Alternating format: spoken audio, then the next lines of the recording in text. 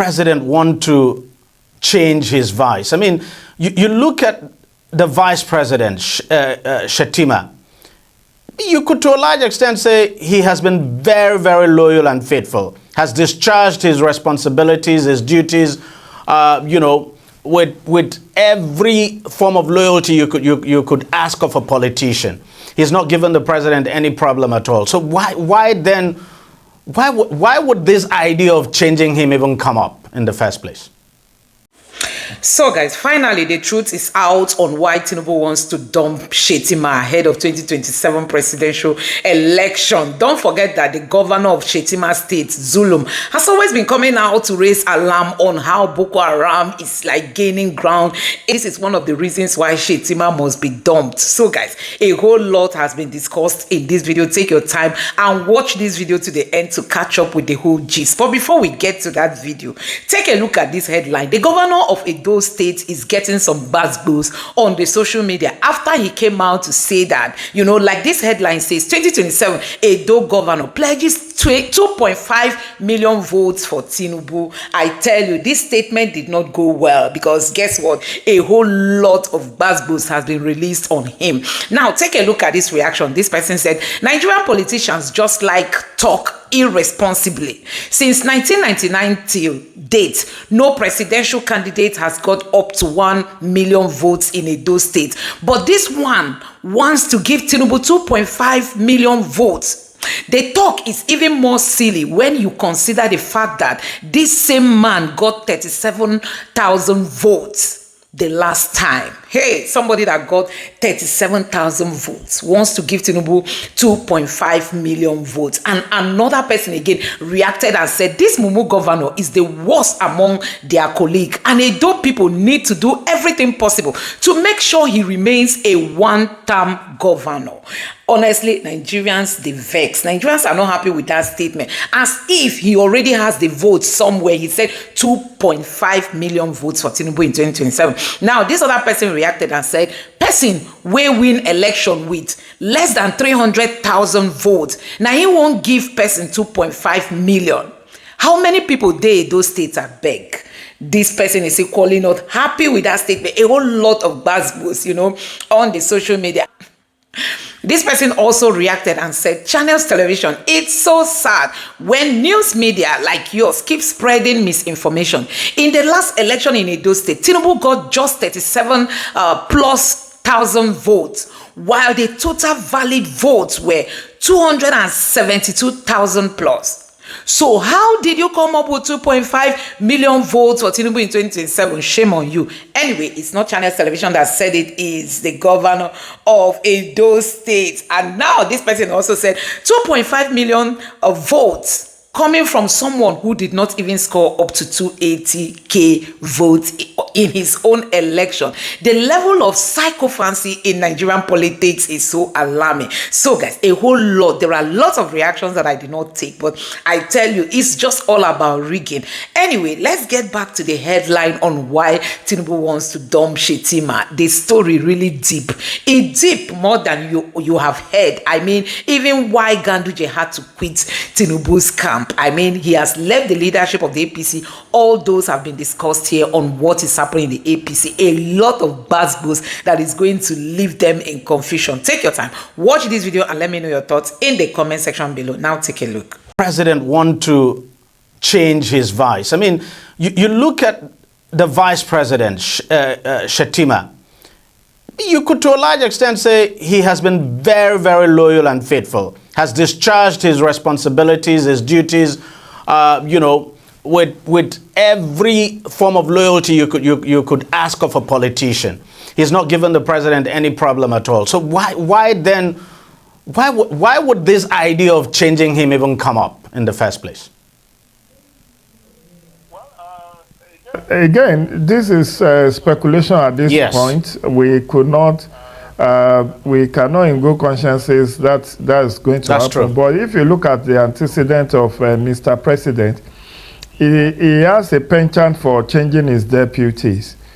Do you know he had in 8 years, I think he had 3 or 4 deputies in 8 years as Lagos State Governor. Femi Pedro, Mrs. Kofoworola Bukno Akerele. There was the AC party chairman that was also there, about 4 or 3. So he has that penchant not to share his office, which is why even under this presidency, he has made it clear that it's not Tinubu Shettima presidency, but Tinubu's presidency. How has he made it that way? Because I mean, Shettima has been doing very well. He's been quite visible. Has been representing the president at functions. He's been attending functions himself. Has been traveling. So what exactly then could be the issue? Is this just for political reasons? Have you seen the Deji? You are a political juggernaut in the area of journalism.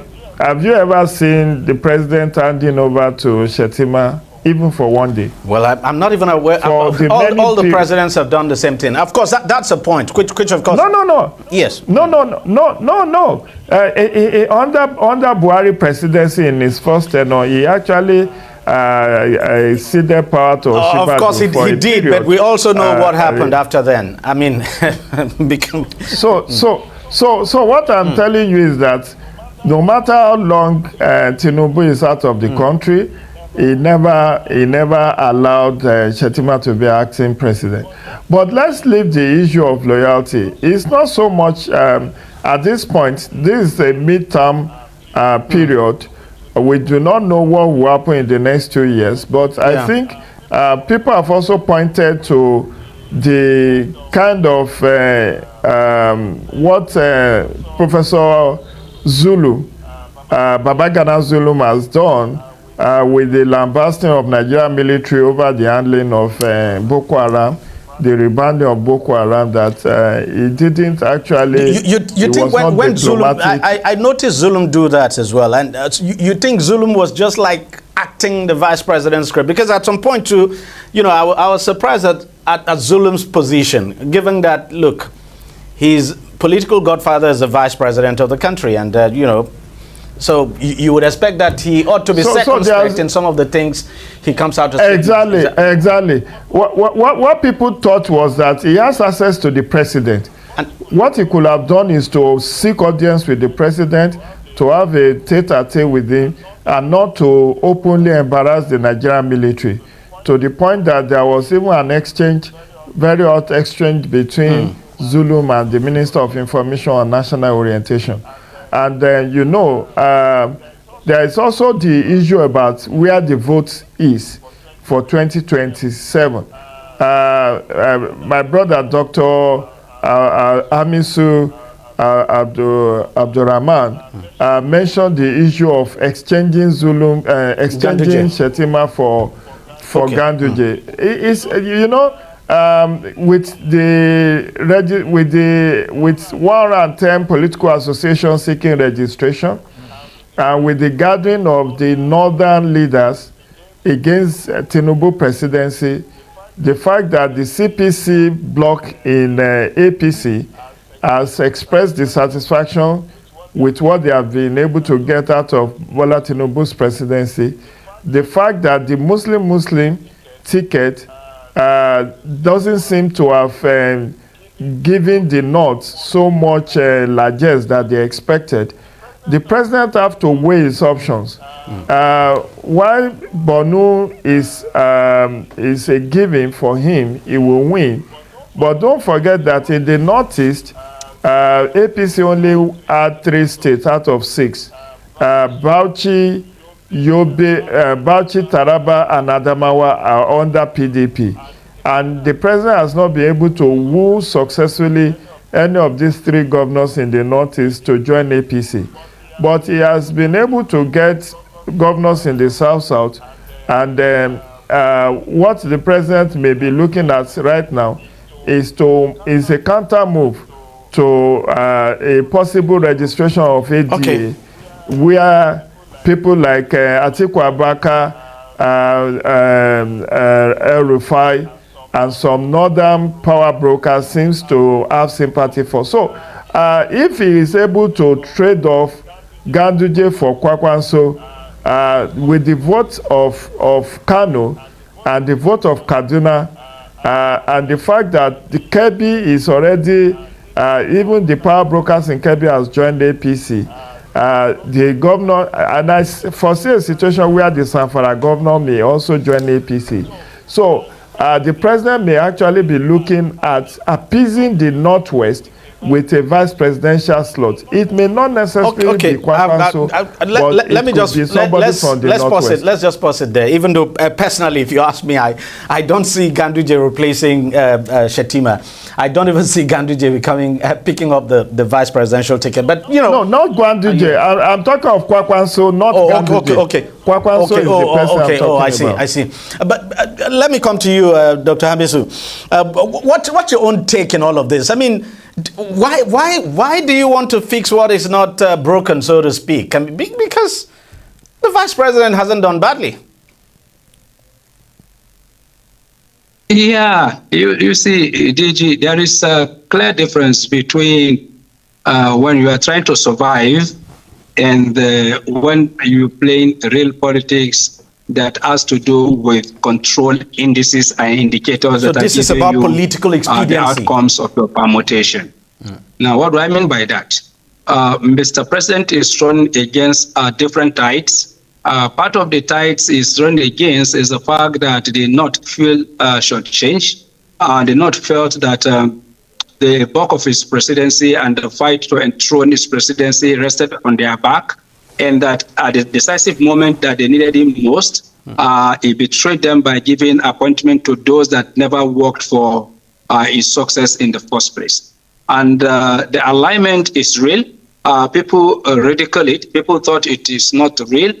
I think what the strategists of Mr. President don't want to see is the coming together of the trio, El-Rufai, Konkoso, Atiku, and others like them that flouted this issue of coalition building. So the strategy, from what I am familiar with, is to convince Konkoso to come back to APC, so that, you know, in winning of elections in Nigeria, in terms of the states with the largest votes, you talk about Lagos, Kanu, Port Harcourt. Now, once these three are secured, you know, they have the largest voting population in terms of state-by-state analysis. When you talk about the regions that have the highest voting population, you talk about the Northwest, then Southwest second. Now, when you look at it from that very perspective, I think the Southeast is last on the list, followed by followed by Northeast. Northeast is fifth in terms of voting population. Yeah, that's true. And what the strategists of Mr. President are trying to do is to ensure that Konkoso don't join the coalition, is brought on board.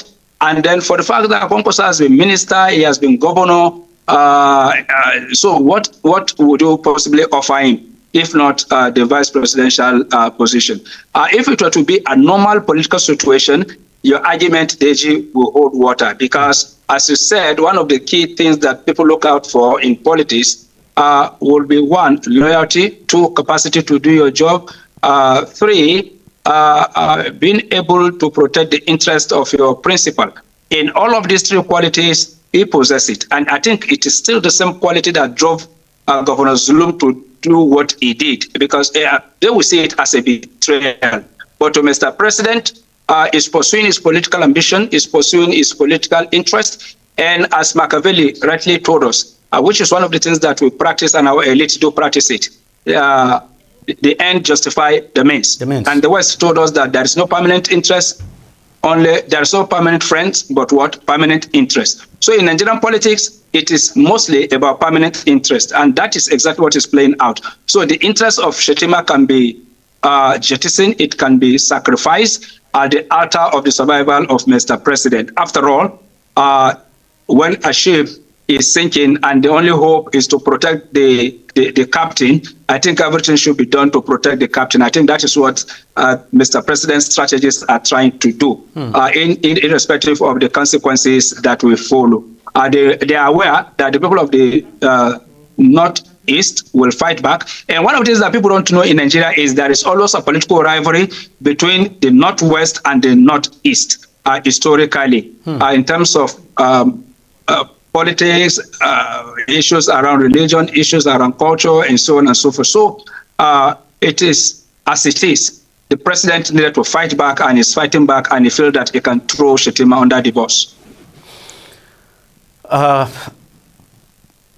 Mr. Ojo, you don't think there might be a backlash? And do you think Shettima too, we're out of time, but I want you to just speak on this for just some few seconds. Do you think there might be a backlash for this, that the president could suffer a backlash if he made, everything is still in the realm of speculation anyway, so our audience should understand that, but if the vice president was to be changed, don't you think there might be some kind of political backlash? And then do you think the vice president has even helped himself in terms of, because you look at it, he's not been able to broaden his political structure, so to speak? Well, I won't blame Shettima. It's torn between the devil and the deep blue sea.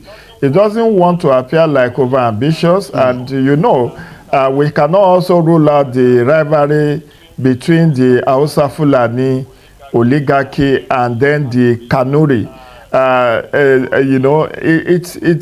It was surprising that President Tinubu will even go for a Shettima in 2023 when he's seen as a Kanuri man with the voting population of the Kanuri people in the Northeast is limited compared to the Hausa Fulani in the Northwest. But he was able to survive that because the ranks of the opposition was divided. But now that they don't know what ADA will bring to the table, and they want to, it's a game of chess. The president wants to checkmate any move that can truncate his 8 years presidency. And so it's a battle, and whether the issue of replacing Shettima is even a long-term goal. I think in the interim, the president wants to appear like, eating the anti-corruption move. This Ganduje is controversial, is tainted with corruption allegations. So let me look for a cleaner, a more trustworthy ally, because that's the first thing to fix. First, fix the national leadership of APC. He has done it twice. Oshiomhole was thrown under the bus. He brought in Adamu Abdullahi. Adamu Abdullahi was thrown under the bus after helping the APC to victory in 2023. And now Ganduje has been thrown under the bus. That's also the game of politics, anyway, which was played by PDP. So the president first need to get the national chairmanship of APC right. He cannot bring in a Kwankwanso to replace Ganduje, but he needs to look for an acceptable candidate from the north-central Nigeria, where Adamu Abdullahi comes from. And because that position has been zoned to the North Central, it has to rightfully go back to them. So in terms of managing that leadership transition, that's the number one headache he has. As to the nomination of Shettima for second tenure, that would be after the president may have secured his own nomination before who becomes the vice president. Most definitely will become an issue. So that is the issue of replacing Shettima will come up in the lead up to 2027 when the nomination that's most definitely, but we know you don't have to wait until that time. Politicians will never wait until that time, and that's why we're seeing what I'm trying to tell you is that even though there will be several permutations, definitely, and it will also be what is the opposition bringing at them that would determine. Did you hear that some groups are even floating Yakubu Dogara as a possible replacement to Shettima because he is a Christian from Bauchi State and former number 4 citizen And so his name is also being mentioned. Whether the president will now go for a Muslim-Christian ticket in 2027, that'll be number one question. Does he want to retain Muslim tickets in 2027? That will be second question. Does he want to stick with a Kanuri man at the expense of appeasing the northwestern Hausa Fulani oligarchy? That's the number three question. So there will be a lot. And then the performance of his administration in 4 years, whether he will be able to deliver. And because a lot of people are already speculating that with this new tax reform bill that he signed yesterday, that might bring a bigger hardship on Nigeria. Anyway, on the tax reform bill, I think it's from my own perspective anyway.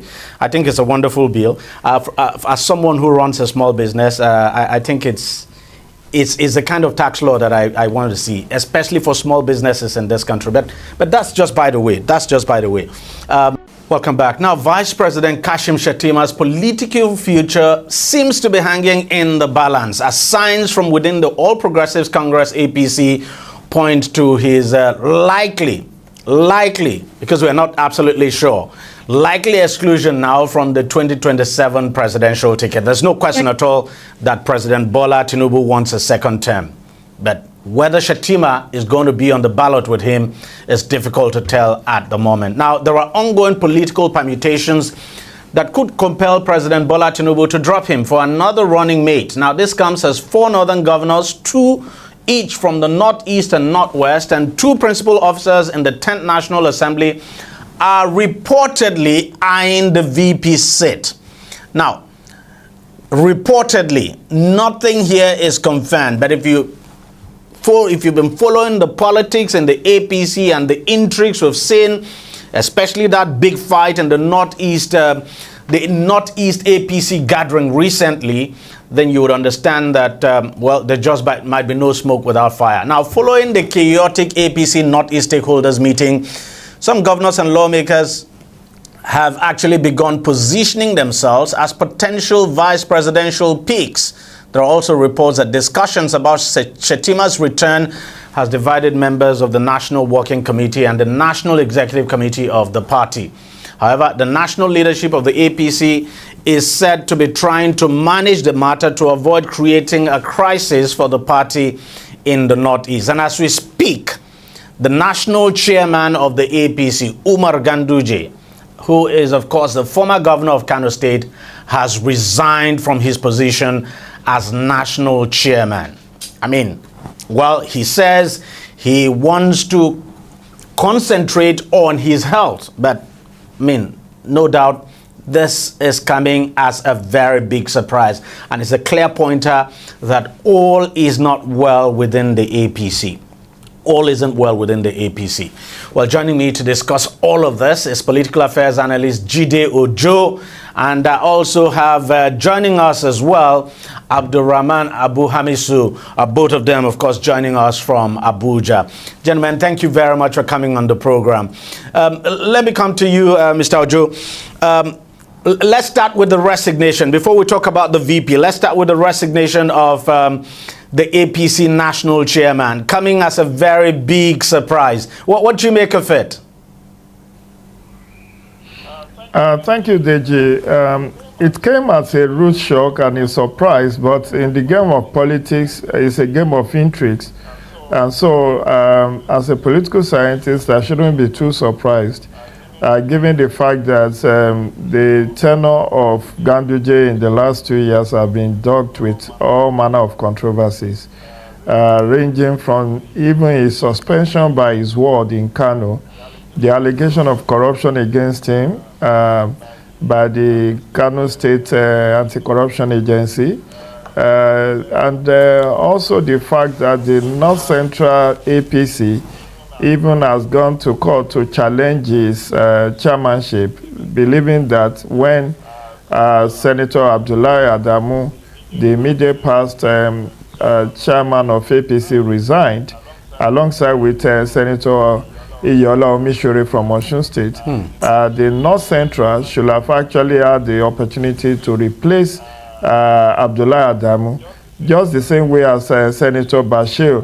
Ajibola Bashir, replaced Iyolo Mishore from Osun State, that someone from North Central should actually have replaced Abdullahi Adamu. But again, there are also reports about corruption allegations, even over the party nomination ticket for the FCT area councils and all of that. And all of that, we learned from what the Guardian newspaper reported this evening, that his resignation was at the behest of President Bola Ahmed Tinubu. So all of that put together shows that APC is trying to do some house cleaning, because not a few have even expressed surprise that the president could keep a Ganduje with the track record of corruption allegations. Recall the Gandola incidents where a journalist in Kanu allegedly had a tape of him collecting bribes and stocking it in his Babariga and in all parts of his body. And since that broke out many years back, he has survived. He was like a cat with 9 lives. And not a few people, even in Kano, refers to him as Gandola, making a snide remark. Let me just pause you there. Corruption allegations. All right, let me just pause you there and go to Abu Hamisu. Mr. Abu Hamisu, thank you very much for coming on the program. What impact do you think this sudden resignation of Ganduje as the national chairman of the APC, what impact do you think it could have on the party? Well, it all depends on the management of the fallout of the resignation itself. If well managed, it's going to add value to the party. If it is not properly managed, then it's going to add to the many woes the party is being credited with. Don't forget the fact that as we move towards 2027, a lot of alignments and realignments are happening. A lot of positioning and repositioning are happening. People are repositioning themselves to replace other persons, either as governors, as senators, as House of Reps members, as a party apparatchik. So what APC would want to see is to alienate its base the more.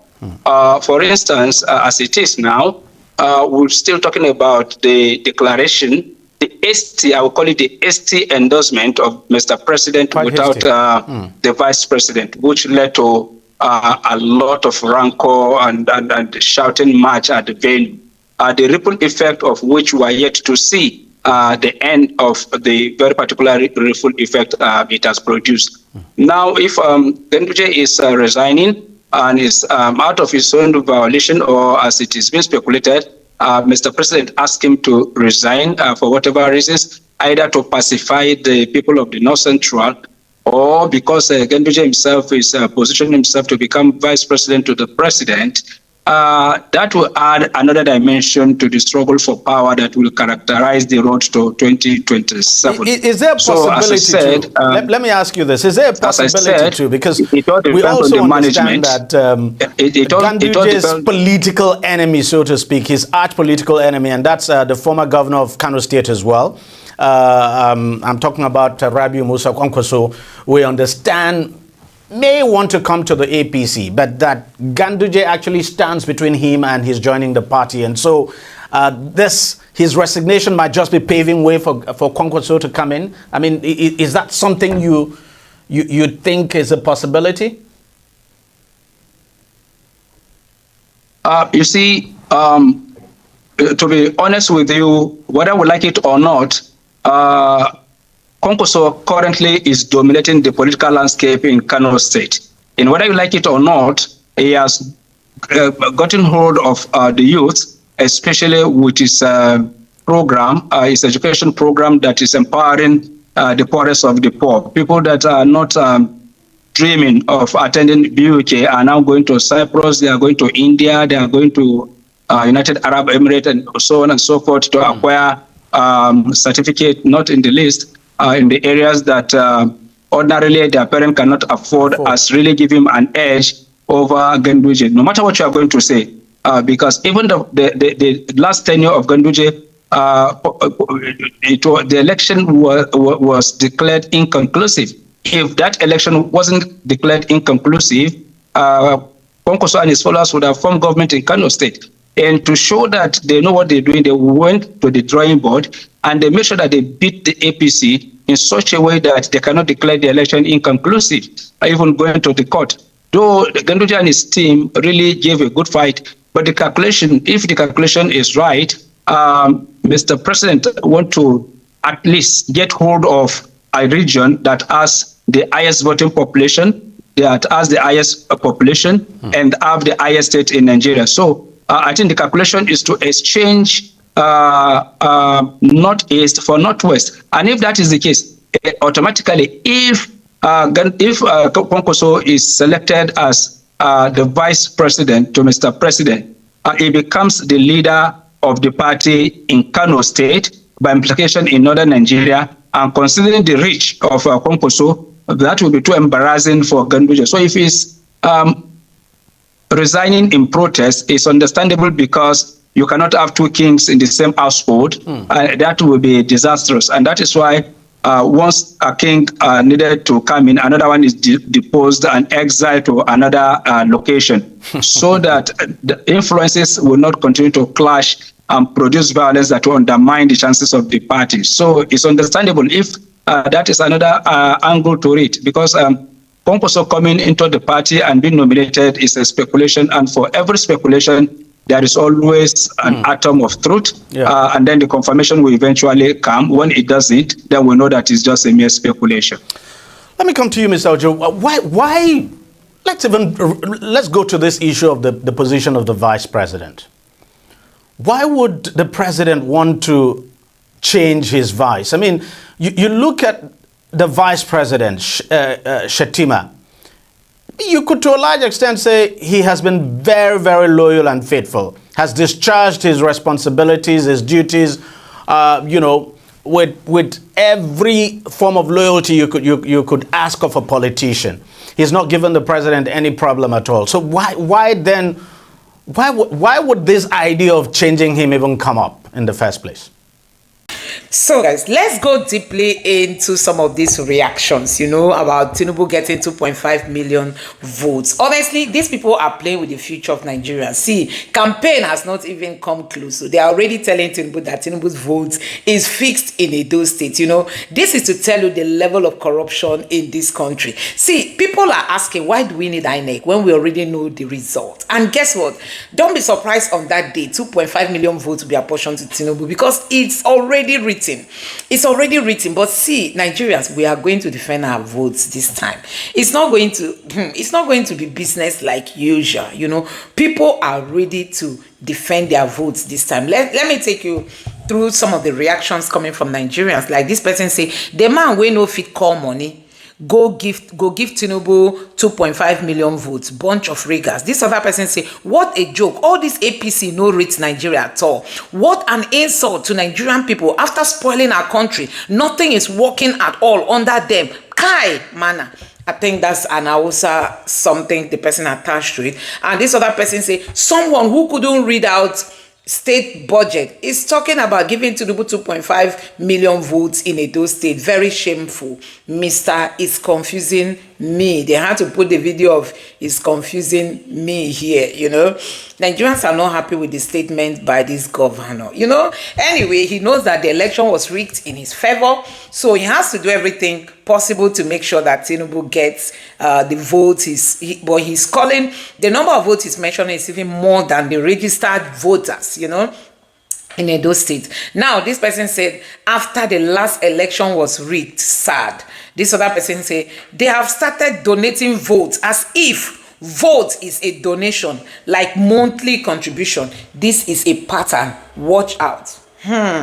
Another person said, what's Edo total population? How many people there in Edo State that this governor is planning to give Tinubu 2.5 million votes? Another person said, this is how we will guide our votes in Edo in 2027. Come and read, let's see.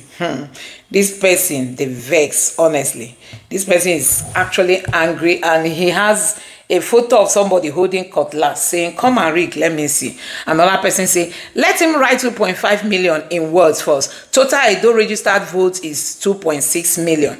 The voters farmer governor want to deliver 2.5 million. This is the kind of leaders Mahmoud, INEC and Tinubu government force on people. This is the type of governors Mahmoud is giving Nigerians. And this other person said, now this kind talk, they make them want by everybody during election just to fulfill their promises. Make everywhere kukuma scatter. No meeting between you and your people. No achievement of yearning. Yet you are already coercing them softly to vote your candidate. You see, the governor is not really doing anything, but he wants to force the people. Not even force the people. He wants to give. He said he's going to give Tinubu 2.5. Now he's the one that knows when he's going to get that vote for. This person say, let's dispense with the democracy thing, cause I don't think we know the meaning. How can a governor commit the votes of his constituents like he owned them? This other person said, this governor that doesn't know figures is talking of 2.5 million votes. How many registered voters do we have in Edo State? This one go rig past number of people for the state. It go rig past number of people within the state. Oh my God. Meaning that if Edo State has 1 million voters, the man will write 2.5 million voted for Tinubu. So sad. Settled and paid for. Wike escaped in Rivers election result writing, and other attempts in 2027 will be deadly. My joy is that, left alone, Mr. Governor, you can't write 2.5 million correctly, not to mention of distributing your rigging figures in line of polling booths, wards, and local government. That the governor cannot even write 2.5 million, not to talk of, him doing it successfully at polling booths, wards, and local government. He can't write. This is what this person said. And another person said, they rig election for you, and you know that you didn't win. It is now your turn to rig election for him. This is a big blow. Then this other person said, this Mumu governor is the worst among their colleagues, and Edo people need to do everything possible to make sure he remains a one-term governor so he doesn't come back in the next election. And another person here said, it's settled because the result has been written. There's no need for INEC to conduct election. Is this what you call democracy? This is a selection process, and the courts are used to validate the robbery of the people's mandate. Shame, honestly. Another person said, so they have already made decision of who to vote for in 2027 for electorates in advance. Chai. They've already selected who to give the votes of Edo people in 2027. This other person said, I think our slogan to this politician, INEC staff, corpus, and is going to be, you rig, you buy, enough is enough. Let them stop playing with our future. Stop playing with the future of Nigerians. This other person is a person will win election with 291,000 votes. Now he won't give person 2.5 million votes. How many people they do state that beg? Another person said these people take Nigerian citizens as fools. You see, they are taking us for granted. And then this other person said, it be like this governor, they whine Tinubu Aje, they whine Tinubu. Another, oh my God. So I'm just going to stop here. I wanted to read further, but let's take it at that point. You can see that Nigerians are not happy with what the Edo State governor is saying. Okay, I think this last tweet, this last reaction make a lot of sense. This person say, since this guy became governor, his only achievement is changing Tinubu's billboard along airport road every week. Bro, it's not even campaign season yet, but you have littered the whole airport road with Tinubu's billboard. That is it. You know, when they rig election, they make you their slaves. You have to work for them by fire, by force. When they use INEC to rig election, give you, it's just for you to stand for them. When it's their turn, you help them to rig. Now, this other person says, if you mind the governor that our total vote, if If you remind the governor that our total votes in any election has never surpassed 500,000, he will argue. This other person said, this chap is not interested in governing Edo State. His single mandate is to massage Tinubu. His single mandate is to massage Tinubu. He's not even after governance, you know. He's just there for Tinubu. And this other person say, this guy has promised 2.5 million votes for Tinubu. Than he has promised to buy even spoon for Edo people. You see, he has promised Tinubu, but he has not even promised the people of Edo people. Can someone tell me the type of democracy we are practicing? Ha ha ha ha ha. This person say, now see them go deceive that man. Anyway, guys, I'm going to end it here. Let me know your thoughts in the comment section below. You know, the governor is getting a lot of buzz, honestly, a lot of buzz on this platform. But let me know your thoughts in the comment section below. Please don't forget to subscribe to the channel and turn on the notification bell. Thank you.